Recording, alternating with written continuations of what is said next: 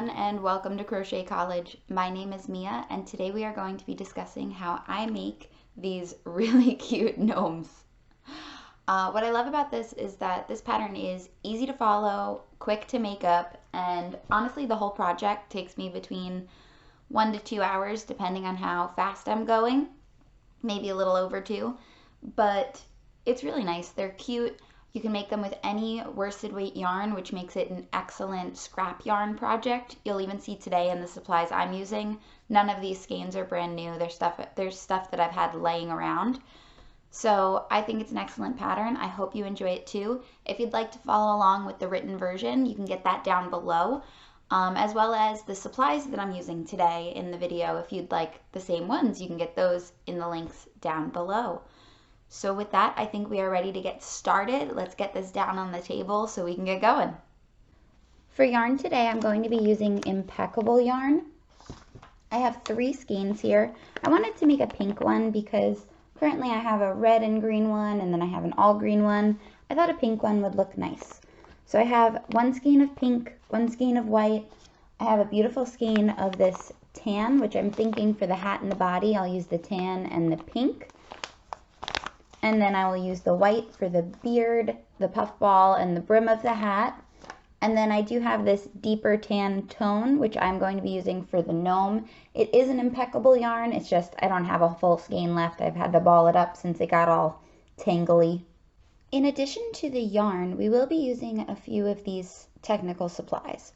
I have this pet brush, which actually helps us make the beautiful hair texture on the beard. I've got a 5mm crochet hook here. I like the Susan Bates hook or hooks or an inline hook. I've got a yarn needle, and I also have some stuffing. This pattern begins with a magic ring created while using 2 strands of yarn. Pink is my color 1 and tan is my color 2. I'm going to work 5 single crochets into this magic ring using my color 1. While I'm working throughout this entire pattern, I'm always going to keep the working end of color 2 just under my stitches because I want it in close proximity when it's time to drop color 1 and pick up color 2, like right now. I worked 5 single crochets in, I slip stitched to join. I'm getting ready to switch to color 2. Color 2 I'm using for row 2 or for round 2, and all I'm going to do is chain 1, work 2 single crochets into my first stitch, and then I'm going to work 1 single crochet into the following 4 stitches around, because we will be resulting in a total of 6 single crochets this round.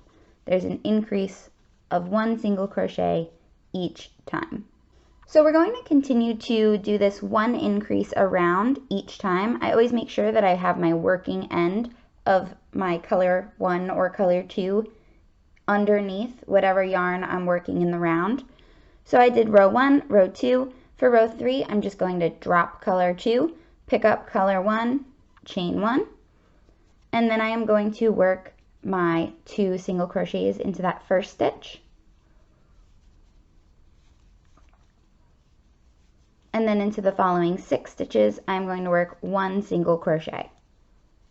So I'm going to continue doing this increase of 1 each round until row 25. Each row, I'm going to be switching colors between the pink and the tan. Currently, I have the wrong side facing out. I'm going to just flip that around after about 3 or 4 rows because I like to work with the right side facing out as I continue to build up this pattern. Once you finish the 25 rows of the hat, you will result with this cone, which is slightly off. So you wind up having this back of the cone kind of sticking out. I think that's fine personally. I know there's a way you can make a cone to offset it, but I like the fact that this kind of slouches down because on our finished gnome, it'll really look like the hat is on him a little crooked. So I think it looks okay. So what I've done now is I've finished off, I just tied the last 2 tails together. Those will wind up getting tucked into our hat. Now I'm going to do a version of the puff stitch in every single stitch throughout the row or the round with white. So what I do here is I just pull up a loop and I'll chain 1. So now I have this on my loop.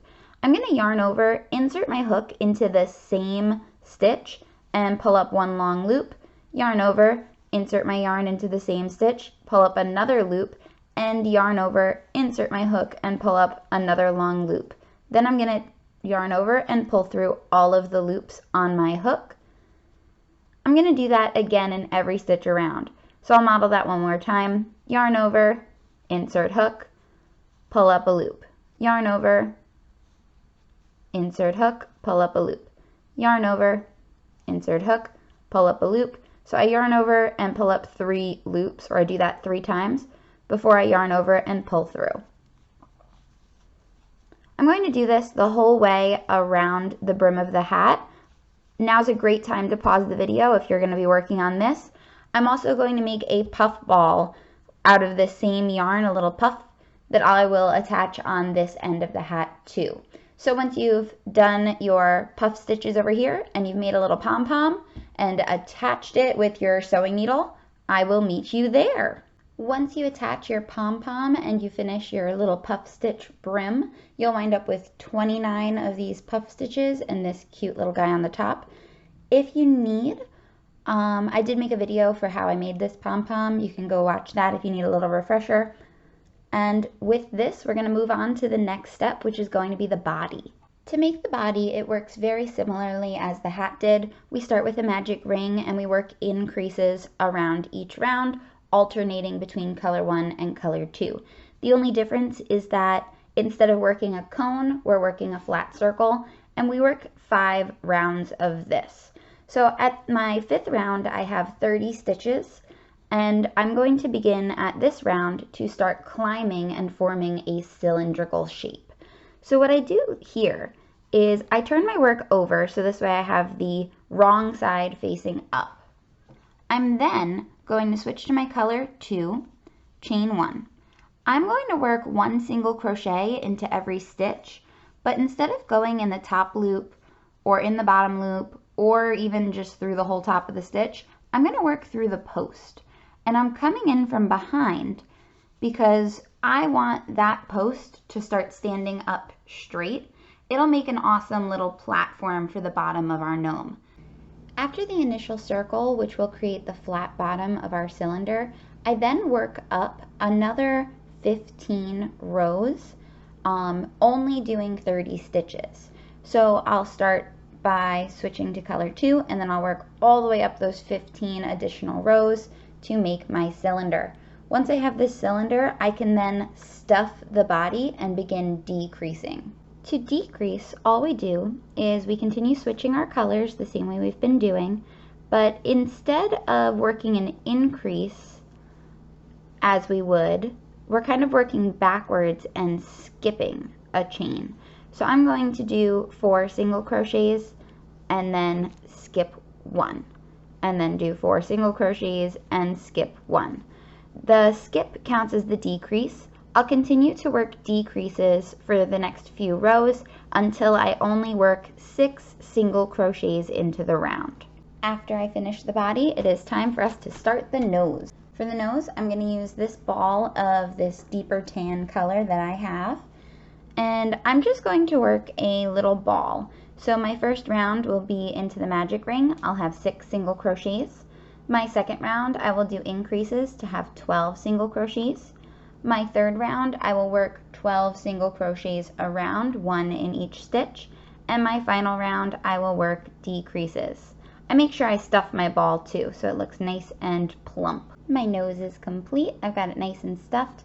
I'm not worried about closing off that end because I'm going to sew it on anyway, so it'll be able to be secure and none of that will show through. Next up, I am going to cut some 6-inch long strands of white. This will turn into the beard of our gnome. Okay, so I've got my beard hair here. I'm going to go into the top chain, or the top row of my cylinder before it starts to decrease, and I'm going to begin to work in my beard. I attach the beard for this little guy the same way I would fringe. So I like to make sure that I have the seam of my work in the back, and I'll just turn that over, and then I'll pick a spot, and I'm going to put the beard hair in by yarning over, pulling through like that, then yarning over and pulling through all 4 of those little strands. So I attach it 2 strands at a time. I find the middle, I go in through the side of a stitch, pull through the yarn over, pull through the yarn.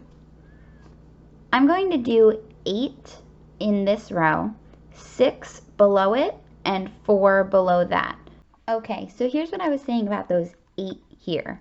I've got 8 stitches working those fringe into, then underneath I have 6 stitches, and then under here I have 4 stitches that I worked the fringe into to kind of build this beard.